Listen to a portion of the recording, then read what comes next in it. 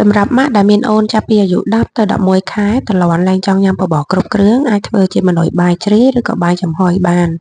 ចំពោះអង្ករដែលខ្ញុំប្រើនៅក្នុងម៉ឺនុយនេះគឺខ្ញុំប្រើអង្ករ3 in 1ដែលអាចប្រើបានចាប់ពីអូនអាយុ8ខែឡើងនៅក្នុងនោះមានអង្ករសម្រូបគីនវ៉ាហើយនិងមេឡាតដែលសម្បូរទៅដោយជាតិកាកសរសៃខ្ពស់អញ្ចឹងទោះបីជាអូនផ្លាស់ប្ដូរល្បាយក៏មិនធ្វើឲ្យអូនពិបាកនៅក្នុងការបត់ជើងដែរខ្ញុំក៏បានបន្ថែមជាមួយនឹងដុំស៊ុបផ្កាម្ដុំដែរដោយសារម៉ឺនុយបាយចំហុយថ្ងៃនេះគឺអត់មានប្រើបន្លែអីទាំងអស់ជាមួយនឹងម្សៅស៊ុបរសជាតិត្រីបូនីតូនេះដើម្បីឲ្យបាយយើងមានរសជាតិកាន់តែឆ្ងាញ់ចំណែកប្រភេទសាច់គឺខ្ញុំប្រើសាច់ថ្លើមសម្ងួតនេះងាយស្រួលចម្អិនហើយមិនមានក្លិនឆ្អាបហើយរបស់ពិសេសដែលតាក់ទាញចំណង់អាហាររបស់អូនហើយនឹងជួយឲ្យអូនឡើងគីឡូគឺខ្ញុំប្រើដុំជីសសម្ងួតនេះ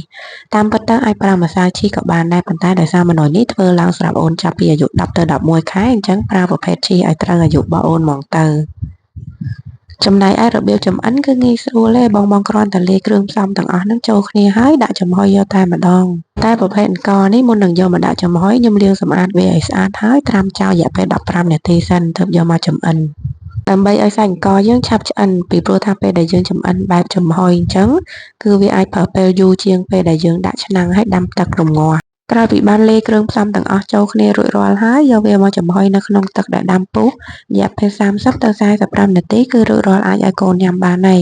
ហើយចំពោះគ្រឿងទេសទាំងអស់ដោយដែលខ្ញុំប្រើនៅក្នុងម៉ឺនុយនេះបងអាចរកបាននៅក្នុងផេកគ្រឿងទេសកុមារ NSP អរគុណច្រើន